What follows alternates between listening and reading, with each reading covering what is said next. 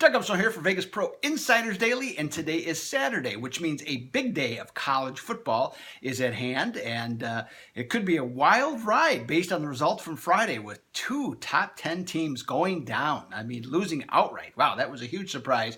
Now, the NFL, well, every week's a surprise in terms of what goes on with there. So that's always a wild ride in terms of how that goes. So what we're going to do, we're going to cover a number of things today. In terms of the NFL, we have the games that we talked about from the other day, but actually only have one really big line move that has happened since. And so we're going to change it up a little bit and cover that one last. We'll go over the other ones first. Hey, and speaking of different things, Vegas Pro Insider Daily, become a member, $39.99 a month. You'll get my plays among the different things in the NFL, 6-2 recently. A good stretch going in college football. So we're definitely building momentum. Plus, we have a number of interesting systems that are going to help you win, both in season and super systems, wise guy plays, a lot of good things, all for only $39.99. Okay, so consider that. Stop by the website, pick that up. You will not regret it because I have numerous people that have stayed with me month after month after month, and in some cases year after year. You know, with this, it works. Simple as that. So, hey, let's get started.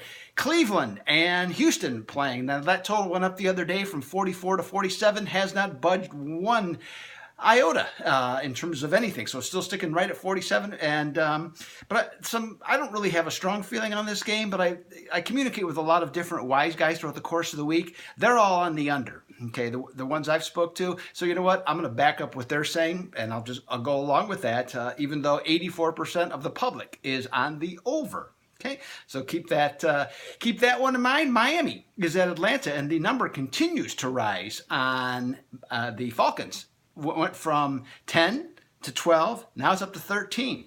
The other thing that's occurred, though, is the total has come down on this from 40, I think it's 47.5 down to 45.5. I'm looking at this game, and as I mentioned the other day, Atlanta's got good numbers, and obviously coming with rest, everything else, but Miami 27-14-2 as a non-division road dog.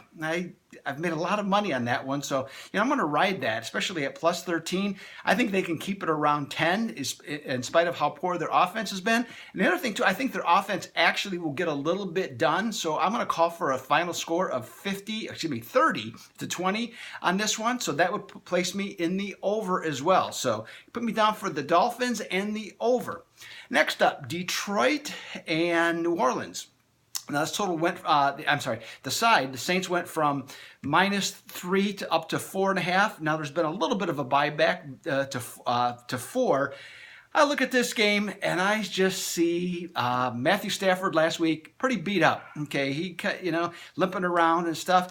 And there had been some talk that he might not even start this week. Haven't heard anything official one way or the other on that. So I'm going to assume he's going to play. But even so, I think that New Orleans coming in off a bye, I think that's a great situation for them.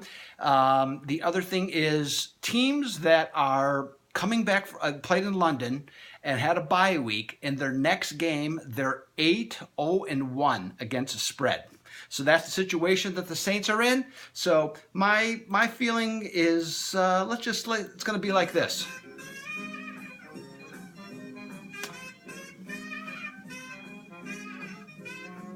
That's right. When the Saints come marching in. Thought I'd just lighten it up a little bit here. Okay, let's get back to the football action here. Let's see here. Okay, next up, we have the Rams in Jacksonville. Now, that had a side and total adjustment. The Rams went, the Jacksonville went from pick to -2.5, stayed there. The total went from 44 to 42.5, stayed there. Lots of sharps I know are going to be on the Rams. Okay, I am going to disagree. I think Jacksonville I think they're still a little bit underrated, and I think the Rams are a little bit overrated, especially on defense. So I think that Jacksonville wins and covers the 2.5, and I'm going to go with the over on this game. I think that both offenses have the capability of scoring points, so I'm leaning that direction. Tampa Bay is going to be here in Arizona. and they went from a pick to -2. About 50% of the books I checked today were at -1.5. So it's either that or not minus, but at 1.5 or 2. My heart, and I'm not a Cardinals fan, I could care less about them, but my heart says Arizona being a good home dog, but my head and my eyes tell me that that when I look at that Arizona offensive line and I see that immobile quarterback and I see that aggressive front of the Buccaneers, I got to go Tampa Bay. Not a big play, but Tampa Bay's got to get the call on this one. And then we get the final one of this group of games is the New York Giants against Denver. Boy, oh boy, the line went from 10 to 12. A little bit of a buyback to 11.5. On Monday, Tuesday, I really gave the Giants some consideration because, that's just such a big number in the NFL. But I just don't know how New York's going to score. All their key wide receivers are gone. They don't have much of a running game. Eli Manning at 37 is going to put this all together against Denver's defense on the road. Certainly not a big play for me, but I got to lean with Denver. Okay, on this one. All right, finally, we're going to have the one game that we actually saw some movement on this week as it progressed, which was Green Bay and Minnesota. Now, here's what I'm seeing here's what bettors are saying. They evidently think Minnesota is going to be able to contain Aaron Rodgers, and they also think that the Packers defense is going to be able to control Case Keenum because they have taken the total from 47 down to 45 in this black and blue division affair.